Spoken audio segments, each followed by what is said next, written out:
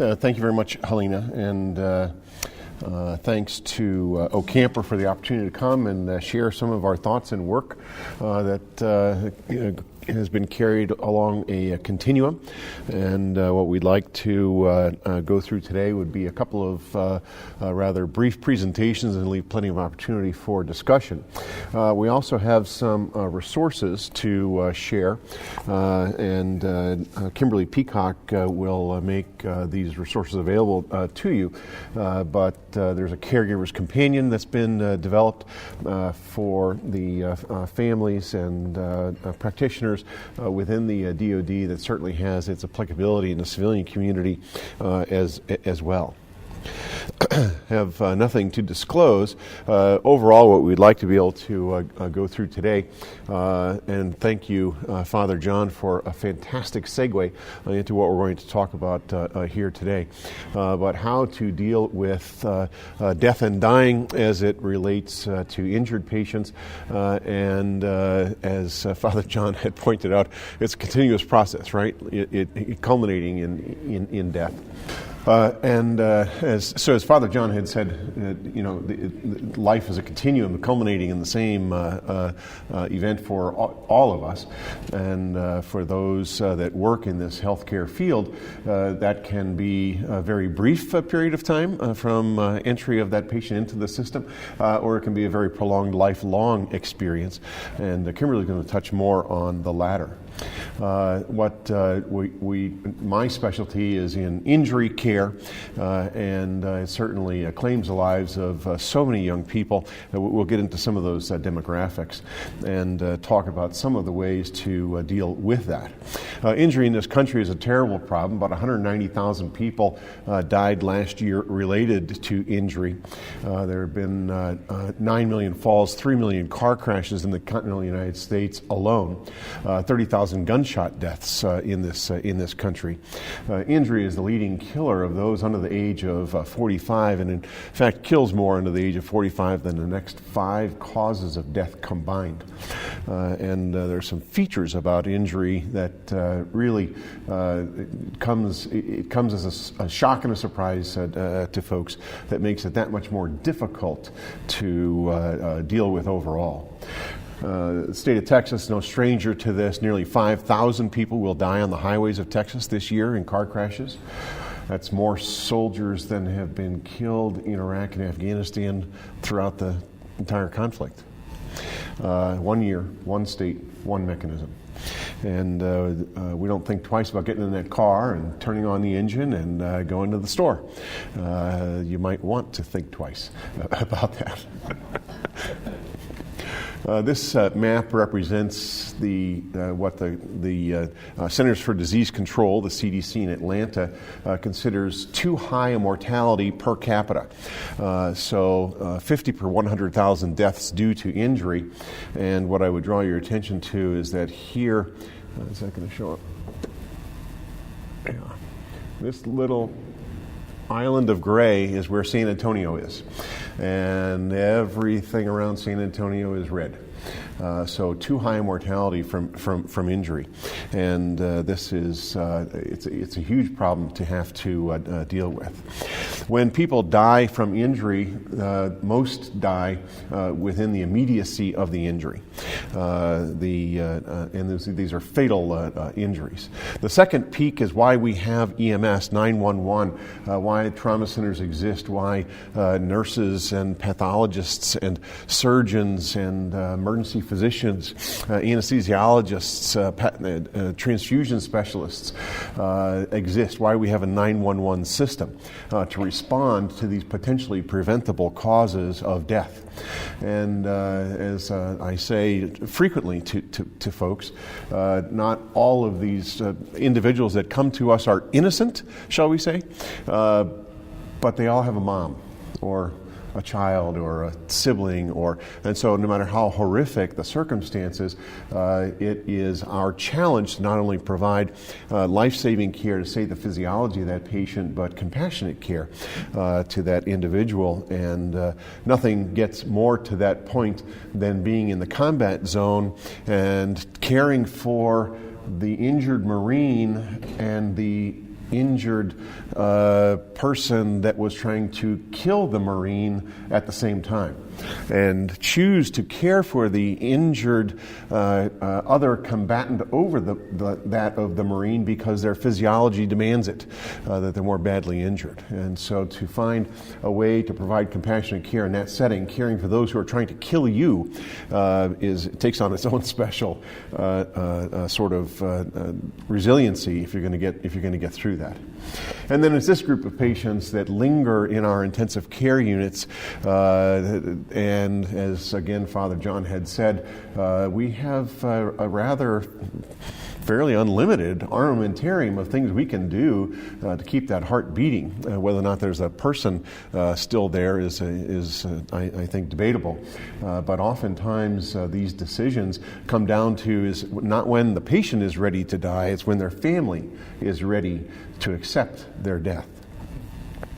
So when a patient comes in who's injured into our trauma center, their life literally hangs in the balance. And physiology and the physical needs of that patient trump everything else.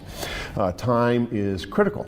And there's a certain emotional distance that one has in order to be able to focus on the things you need to do in the sequence in which you need to do them. And the patient actually becomes a rather sterile, inanimate object in the center of this hubbub of activity.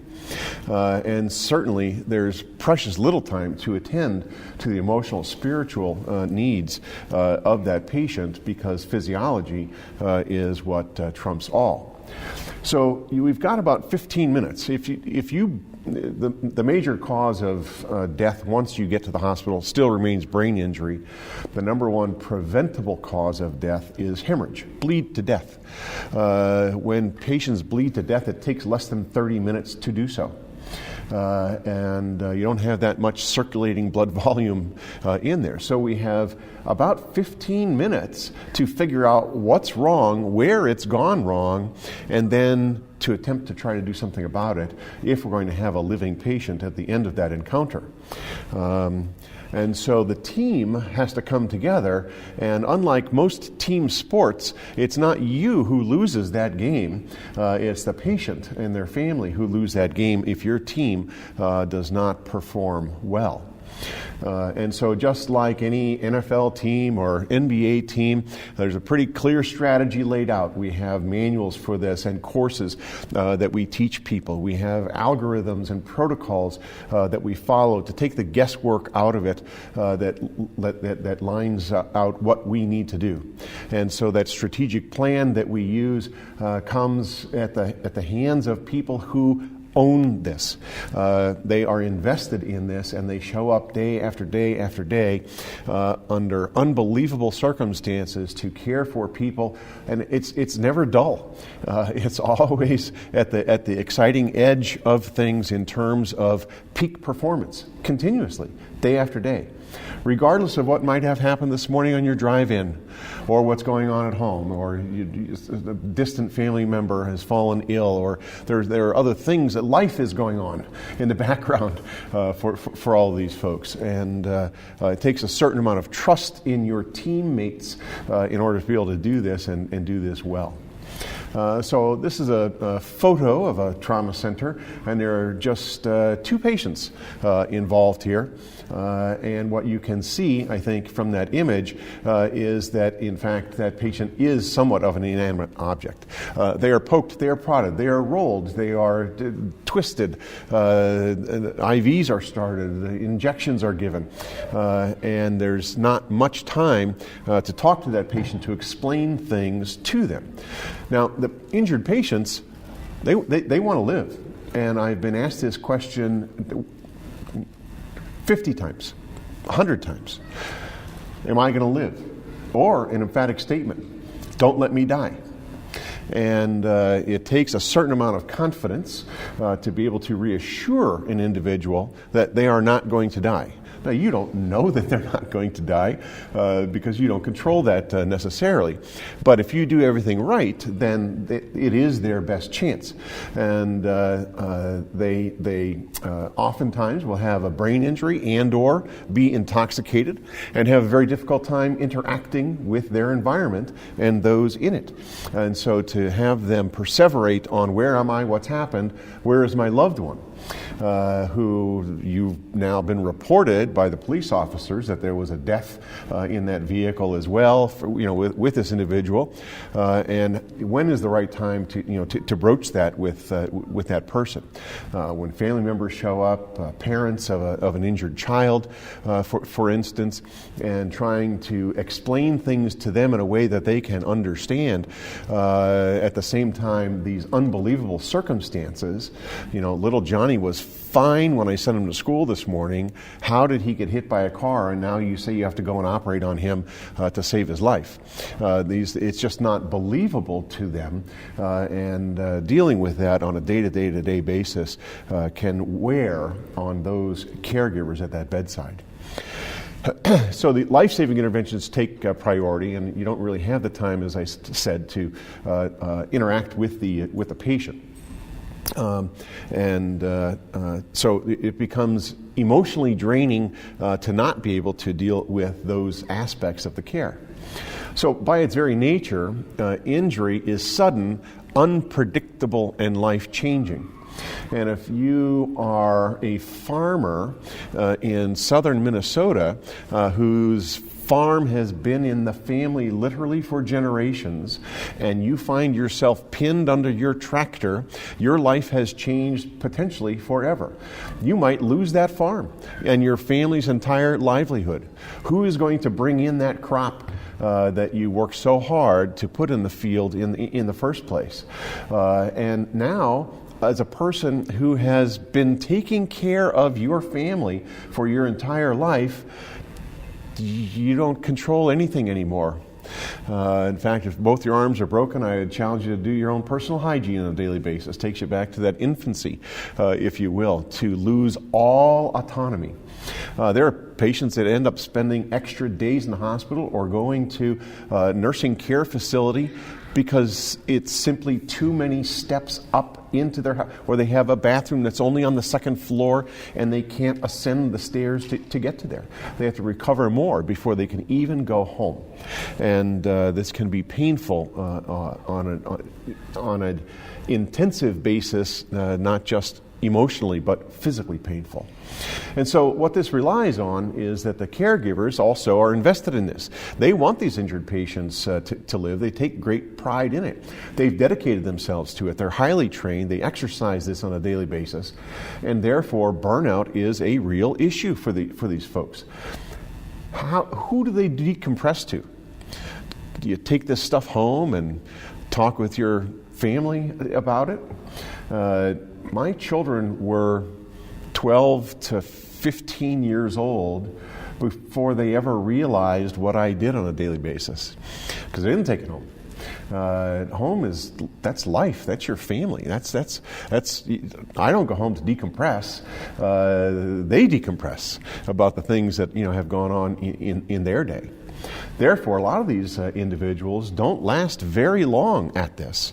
The day shift, the night shift, the weekend shift, the holiday shift, missing birthdays and anniversaries and other special events that such that your life is not your own. After a few years of doing this, you realize, boy, that Monday to Friday clinic job seems very attractive to me versus all of this stress day and night. And some of the folks that come to the bedside of the individuals that are well-meaning, particularly our social work colleagues, are so task-saturated with taking care of finances and arrangements that they find themselves unable or with no time to address the other needs that these patients have, that the real reason they went into social work in the first place. debriefings of your team are rarely possible. In my trauma center, we see somewhere on the order of about 40 patients per day. So not quite 2 an hour, but there's no time in between patients in order to decompress. And it can become quite challenging. So what I think is that key messages have to be delivered in a timely fashion, and it has to be done along the continuum of care. The conversations that I have with family members is very frank. I can't sugarcoat anything for you. Your loved one is injured. We don't know what all the injuries are yet. We'll catalog them. We'll treat them as they come up. I don't know if your loved one is going to live or not. And that stark truth to come out right from the beginning is really important to set the tenor and tone that this is truly life-saving care. And so the team plays a strong role in this, in allowing the family members to come to the bedside and explaining things in even better terms, as now they've had an opportunity for 20 minutes or an hour to come to terms with what has happened. Effectively communicating with those family members is, again, quite difficult. It's easy to get into technical jargon because that's what I would dictate in my note or write in orders, but now to put that into terms that the layperson can understand becomes additionally challenging. And we should, with our interdisciplinary teams, take care of the entire patient and the entire family, not just the physical needs. That becomes very challenging in the time-stressed environment.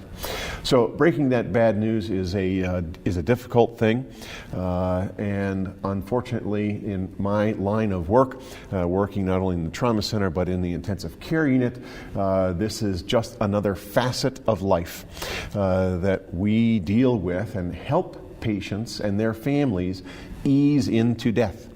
And it is very challenging for many individuals. I will tell you that I've been back in San Antonio not quite 18 months now. 6 months before I got there, a young man was injured with multiple gunshots. He stayed in that same intensive care unit bed until 2 weeks ago when he died. 2 years in the hospital with one family member to assist, who would come about once a week and was obviously very, very fatigued. And at many intervals, this young man said, "I think I'm done. I don't think I can do this anymore." And this family member would come to his bedside and have a very frank conversation with him and encourage him, etc. Finally, it became apparent that we had run out of magic and we couldn't sustain his life any further. I will tell you that everybody in that intensive care unit was terribly affected by his death after years of investment of their time, energy, talent, skill to have that happen. At the same time, they were all relieved because they knew this was inevitable for this young man. It takes its toll on that team.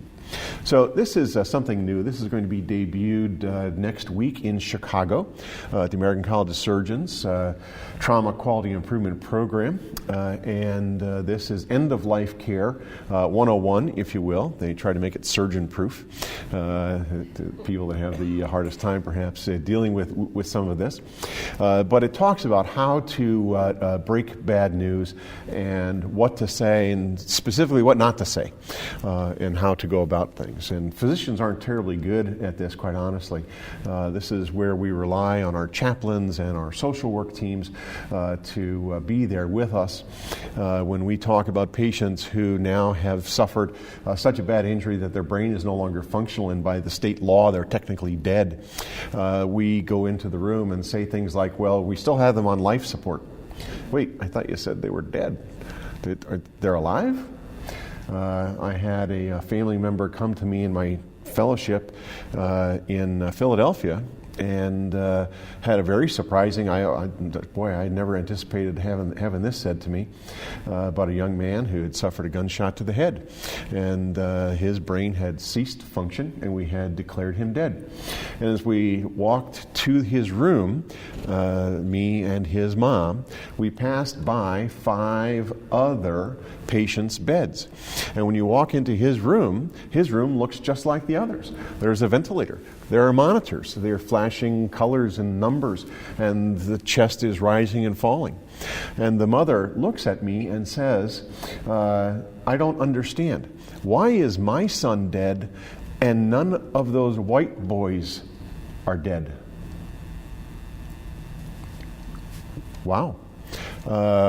Didn't have a great reply for that one, because that came out of left field to me, that in some way, shape, or form I had a built-in prejudice towards this family member because they weren't white. So add that to your list of things and sensitivities that you have to take into account when working in that environment, and it can become very, very difficult. And so again, we want to be empathetic. It's really something to have an entire family, to include children and grandchildren gathered at the bedside as they begin to mourn, and almost always it reverts into, but he had a good life. And we really enjoyed being with him. And those are the times that things are very, very rewarding in terms of seeing that family come to acceptance of their loved one's death. Communicating with the staff is just as important. This, in my world, is especially important when there's an injured child that dies in immediacy. Because it's very difficult on that staff. Most of these people are young. Most of them have young children, and these children remind them of their own. And to deal with them and let them know that you did everything you could have. There was nothing that could have been done to save this injured child's life is probably as important as anything else you can talk about in that moment with them. It becomes very difficult to deal with that with the families because these circumstances are absolutely unbelievable to them. So I think that we need to find better ways of integrating what all of us do in terms of chaplaincy and psychologically, from the social worker perspective, from the physician, nurse, psychologist perspective, to wrap around these injured patients and their family members because the circumstances are quite difficult for them. And resiliency of these caregivers is at that's the challenge. You have to take a respite from this in some way. You have to be able to decompress. You have to be able to get words of encouragement if you're going to continue to succeed in this field. And I think that it's vital that we have chaplains that are there not only for our patients, but for our team members as well. There are a number of references here I think that will make the talk available. And then if anybody has questions, there's contact information here for me. I'm going to turn this over to Helena and Kim, and then we'll have a question and answer session at the end.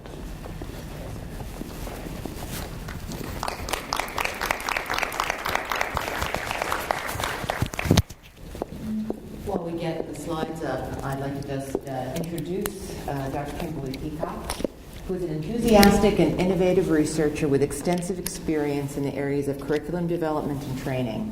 She's been involved with military research concerning service members and their families at a military treatment facility for over 10 years. Her area of expertise is in the development of educational and training materials and curriculum development. She's conducted interventional studies and utilizes her knowledge of curriculum development to create projects focusing on maintaining the health and wellness of service members and their families. Dr. Peacock is a Gold Star wife, a former military child dependent, and most recently, a Marine mom. Dr. Peacock is passionate about improving the lives of military caregivers. She utilizes her skills in promoting healthy cooking, publishing her first cookbook, Put a Lid on It, to empower families to cook healthy and quick meals. She's also co-author of The Caregiver's Companion, a book that promotes self-care among military caregivers. She has vast experience teaching cooking classes to an array of audiences, including service members, military caregivers, high school students, and local television audiences. She's an advocate for healthy eating with a strong belief that food is medicine. She believes people deserve to experience health and well-being by practicing a healthy lifestyle. Dr. Peacock earned a BS in psychology from Texas Christian University, an MS in counseling and human development from Troy State University, and a Doctor of Education in educational leadership from the University of Southern California. Please welcome Dr. Peacock. But it's a pleasure, truly a pleasure to be here with you today, and I appreciate Dr. Jenkins inviting me and giving me this opportunity. Let me twist this around here. So originally, this was the team that we work with to make this happen, and I too have no disclosures. So I do want to say that the slides that I'm going to present today are based on another booklet that Roxana Delgado, and I will introduce her in just a moment, my colleague that I've been working with for over 10 years, that we've developed, and we're currently waiting for publication on that. Let me back up one. So our story. As it was mentioned in the introduction, I am a Gold Star family member. For those that don't know that term, means that I lost my husband in Desert Storm, so 26 years ago. It was a knock at the door, and as it said earlier, I'm a military child dependent. My father was a chaplain in the United States Army for 34 years. So I received that knock at the door. If you watch the movies, it's kind of like that. Two uniformed officers standing at my door, with my father being a chaplain, knowing what the notifications were about, what that looked like. I knew when I opened the door. They weren't there to tell me TJ had been injured. So TJ was larger than life.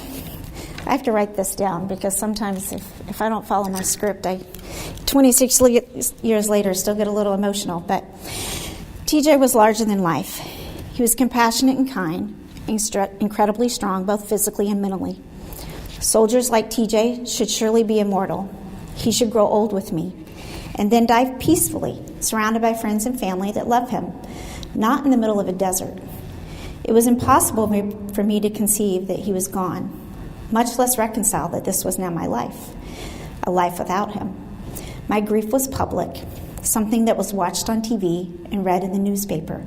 At the time, TJ was the highest-ranking officer to lose his life in Desert Storm, and he was the first military physician. TJ was an anesthesiologist. Through all of it, I felt it couldn't be real. They had the wrong soldier.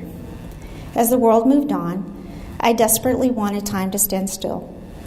Grief does that. It turns the world upside down and inside out, and nothing feels quite right. That was 26 years ago.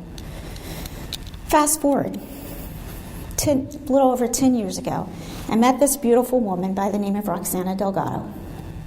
We both worked for the same employer, Samueli Institute, which was a nonprofit based in the D.C. area, and they did military medical research. I was embedded at Brooke Army Medical Center in San Antonio. Roxana was embedded at William Beaumont out in El Paso. We were colleagues. We had the same jobs, just different military treatment facilities. In 2009, so Roxana's husband, Victor Medina, Sergeant First Class Victor Medina, his convoy was hit by a roadside bomb. He survived, but Roxana immediately became, with a phone call, a caregiver, a military caregiver. That's where it may be a little different in our military family. When we received the notification that our loved one has either been killed in the line of duty or injured, oftentimes we're alone. We're not surrounded by other family members because the military now has become our family and we're often relocated someplace else. Roxana's call happened at 4 o'clock in the morning during the week.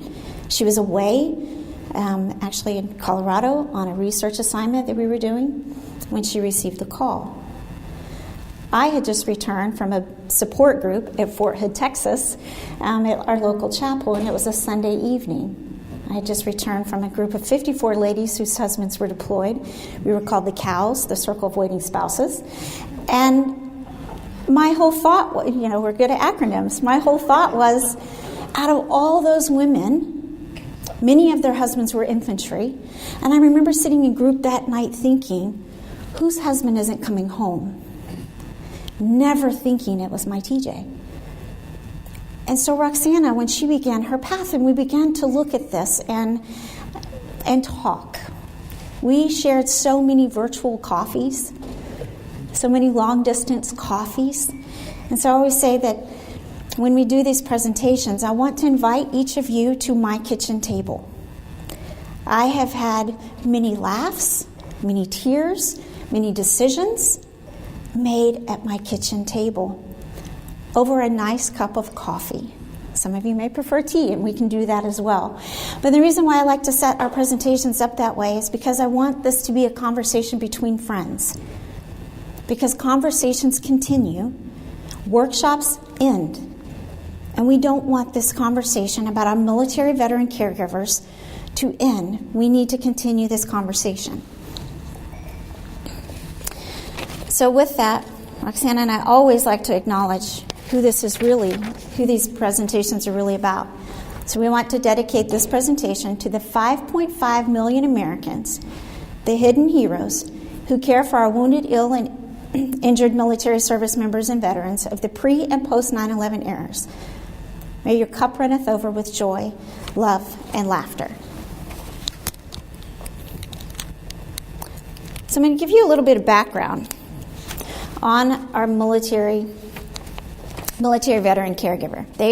How we define it is anyone who provides assistance to wounded, ill, and injured service members or veterans. It may be a spouse. It may be a parent. We're seeing a lot of our parents doing this. It could be a friend. It could be a neighbor. RAND was commissioned by the Elizabeth Dole Foundation. They have the Hidden Heroes campaign. But they were in 2014, to look at the military caregivers. And they found that that's where this number, 5.5 million caregivers, come from. And we know that 20% of those are post-9/11. Post-9/11 veterans are mostly assisted by their spouses, 33%, and parents, 25%.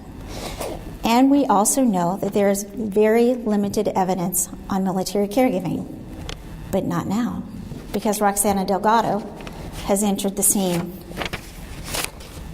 And we are in the process, under her direction, we're conducting the first military veteran caregiver health outcome study. We had 467 caregivers complete our survey from April to July of this year. And we found that the military caregivers participating in our study presented similar features described in the RAND report. And we're looking at their health outcomes. Much of the research that has been done, very little of it, has looked a lot at the veteran that they're taking care of, but we haven't looked at who that caregiver is. What do they look like? So if you look at our slide, what hopefully kind of stands out to you is the age. These are young caregivers, and I will talk a little bit more about that in some subsequent slides. What do we know about caregiving? From the informal caregiver standpoint, we know that their tasks and responsibilities produce a heavy burden. We know that it impacts their physical and emotional health.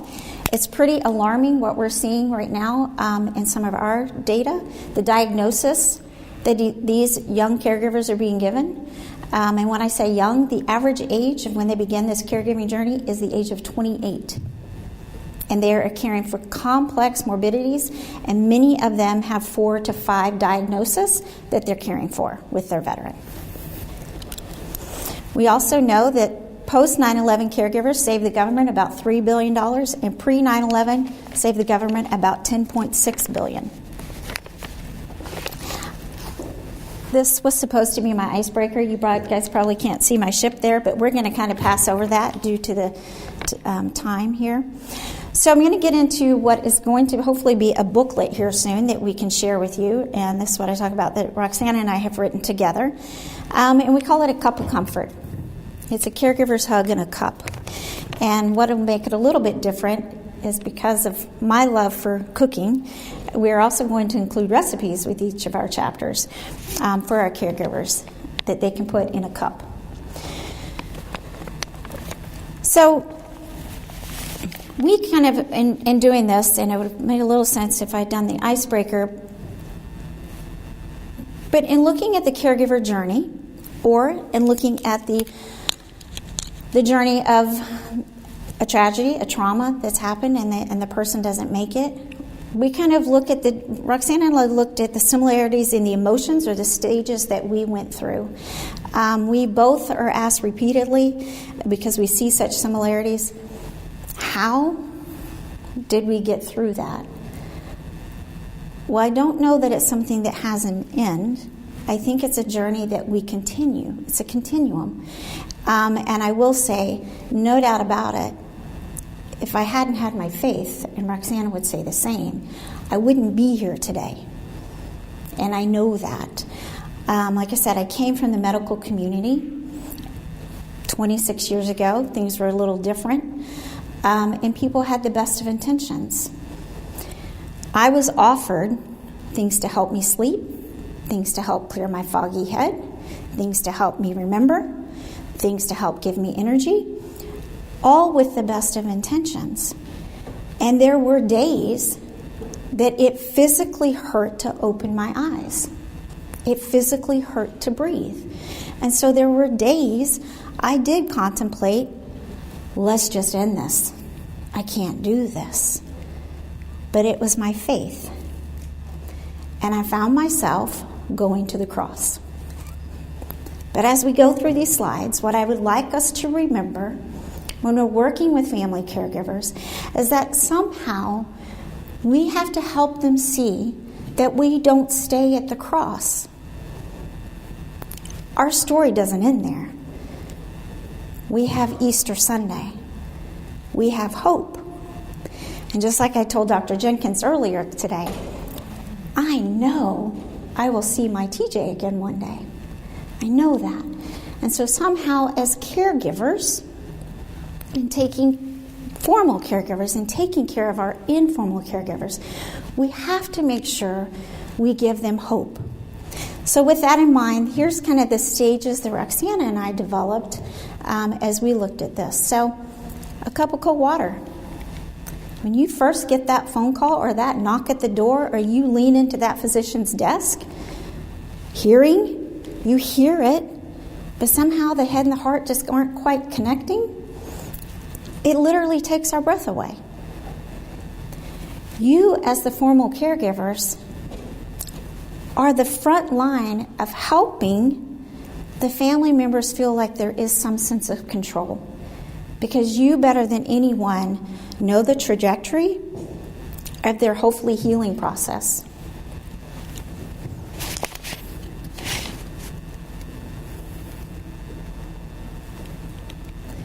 Then we move into the unprepared. You have just heard the most devastating news, like in Roxana's situation. And I remember her saying, as she was racing through this, and mind you, she couldn't get to Victor. He had been transferred to Germany when he was extracted. And her thinking, okay, how is this going to work? I have a full-time job. I've just enrolled in a PhD program. How do I do this? So just that sense of feeling very, very unprepared. Again, healthcare providers can give the best estimate to family members of what to expect in terms of recovery and to help those family members feel more in control.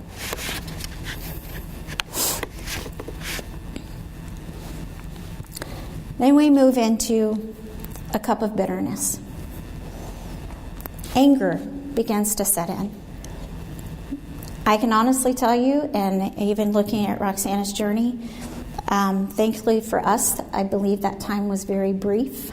And I think we have some of our families, and when I say families, I'm talking about our military caregivers, who are kind of stuck in this phase. What we found in our study, that 40% of our caregivers had an interruption in their education. Okay, already, just to be a part of the military family, there's probably been some interruptions in their either education or careers to begin with. But additionally, in our study, 54% of our population were between the ages of 36 and 55. Of that population, 57% have been caring for their veteran for more than 10 years. Additionally, 40% were caring for veterans with 4 to 5 injuries, and 91% of the veterans that they were caring for were under the age of 55. Kind of makes sense, right? That we might get a little stuck in this phase because many of our military caregivers have put their lives on hold, permanent hold.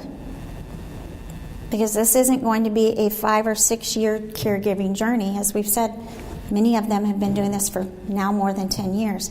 This is probably going to be a 40 to 50 year caregiving journey.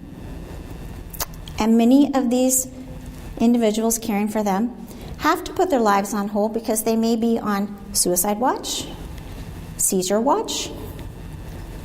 So they have to be there 24/7.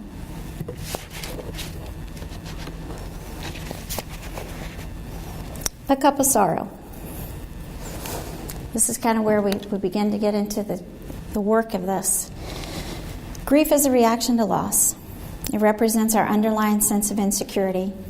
It's a natural process of life. And as a process, it takes time to get through. There's no magic formula.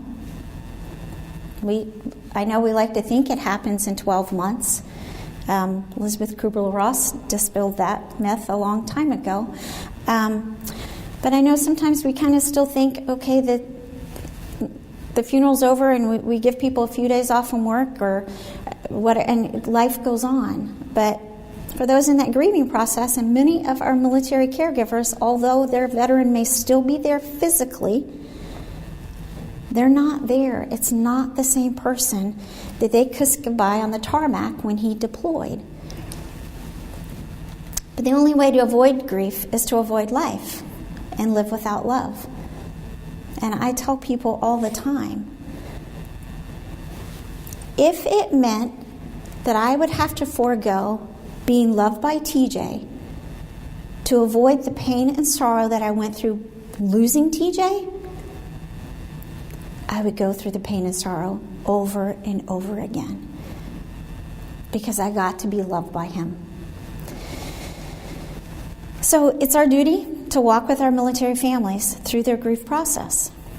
In our survey, when we were able to ask some open-ended questions. My favorite type of research is qualitative research.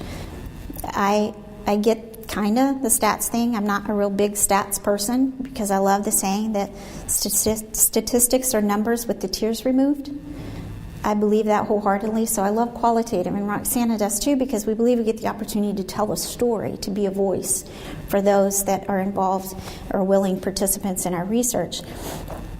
So when we ask the question, to what extent do you feel that you personally have lost a sense of who you are or an important part of yourself, 60% of our respondents responded with quite a bit or completely.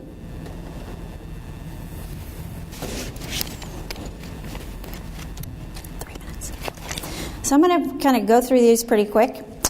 So some of the, we began now the search. We have an empty cup. We try to remind our caregivers that we work with, and we do a lot in our community with them, that you can't pour from an empty cup.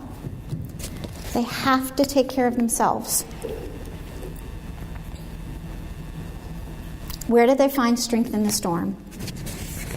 This is where I think our faith community has to step up. I don't know how many times I can tell you that I heard, and I have been guilty of saying this myself, you're in my prayers. I'll pray for you. Which is wonderful, right? There's a biblical precedent for times when prayer is not enough, though. The Bible says we should always pray and never give up. But it doesn't say anywhere that we should only pray. We have to do. We have to show this community that we are truly the hands and feet of Jesus. And Jesus did that by being with us, by being present. And we have to do that. Nourishing the soul. This is where Dr. Jenkins already mentioned, the Caregiver's Companion. Roxana and I helped to co-author this book with our former employer, Samueli Institute. It's a great little booklet because so often, especially with our caregivers, they don't have a lot of time, so it's activities that they can do for self-care that are very quick, something they can pick up and put down and pick back up, and there's no order that they have to do things in. So it's a free PDF booklet to you, and I will be giving you the link at the end of the presentation that you can just have for your toolkit. The other reference point I would like to give you is the Elizabeth Dole Foundation, the Hidden Heroes campaign. They've done the work for us and put together all of the organizations in each state that support our military veteran caregivers. The next part is connections. It's very, very important that you get this community connected. It's a very, very isolating road, and oftentimes the veteran themselves tends to get that caregiver isolated. So it's very important to reach out, to encourage them to find things that helps to redefine them. I love what Roxana says. She equates it to a computer that we always need an upgrade, right? We're constantly getting the upgrade. And connections helps them do that. Rethinking their purpose. And lastly, we end with a cup of comfort, which is hopeful. As I said when I started off, we have to help these individuals who feel very shattered, who feel very broken, to turn their lives into beautiful pieces of art. So we hope that caring for the caregiver will begin with you. We believe that caring for the caregiver is the responsibility and duty of every leader, and that caring for the caregiver is everyone's concern. And you can find more about that on thehelpguide.org if you would like to have some more pieces with that. So, in closing,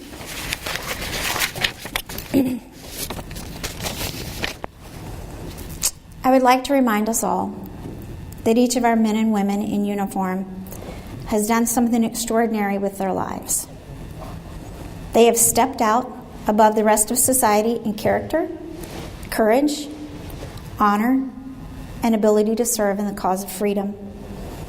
Many have sacrificed it all, and others live daily with the reminder of their sacrifice.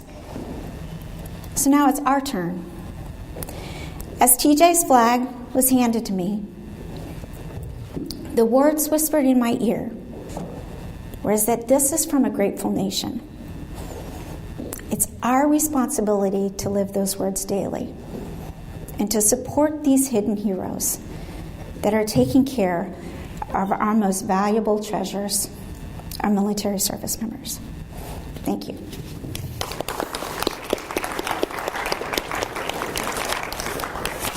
Thank you both, Dr. Jenkins and Dr. Peacock, for such an intimate look into the lives of those medical personnel that are dealing with individuals with serious injuries, as well as the caregivers then who provide the support and where you find your strength. We have time for perhaps one comment or question before we have lunch. Yes, please come up this way.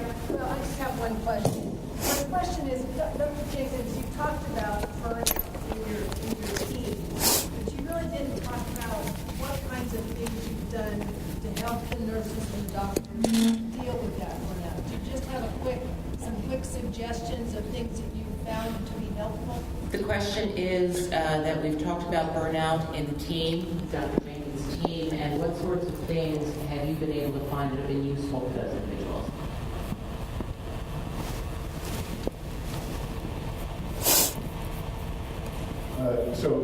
in my personal experience, it is having a presence. It is going to that intensive care unit or to that emergency department when there's nothing going on, and interfacing with the folks, acknowledging what a difficult job it is that they have, and trying to address any concerns that they may have, questions that they may have. It's noticing who that individual is. One of my residents, when I first got down to San Antonio, was quite apparent that he was not doing well. He was constantly tired. He was not following through on administrative things, like just not putting an operative note in the chart in a timely fashion. Find out that after he's supposed to have been home by 9 a.m., at 5 p.m. is still in the hospital doing things. I called him up and I said, tomorrow, don't come in. I'm going to take care of all your responsibilities because there's something going on. I want to talk to you about it, but I want you to be rested so we can have that conversation. And come to find out, three children had died in a week that he had cared for, and this weighed so heavily on him. So it's recognizing those signs and symptoms of early burnout and then acknowledging it, addressing it, not ignoring, not sugarcoating, not demanding, if you will. So I think it's really important for the leadership to see and understand this, and to make concessions where one can. Perhaps this is not the patient for you to take care of today. Perhaps you should go over, to some other area for today, and give this a break, until you can catch your breath. So I think that's probably the best that we can do at this point. But encourage people to seek opportunities for that. What I would say, and I have to, it's part of my job to say this, it would be a shameless endorsement of the Philoxenia House ministry in Rochester, that as Father can attest, those caregivers that come with the patients who reside in Philoxenia House get as much out of what we do as the patients do themselves. To have a home environment, a place where they can be loved and have less stress, less fear, is really important. And I see there's a continuum there, if you will, from the professional caregiver to the lay caregiver, in terms of support that they need, that we can provide. A little study, I pulled an article out of the Journal of Trauma Nursing, looking at 12 different cases of burnout, and in only 2 of the 12 cases did the nurse who had gone through this identify that their faith was part of the answer. So 10 of 12. I think that's a horrible problem. And that in this era, that's really something that's overlooked. So I think that's a really great conference to have for all those purposes, is to get folks in the know about this problem, and to realize that these caregivers are all around us, in our communities, in our parishes, in our workplace, and they all need support. They're all having a constant daily struggle with just getting through life.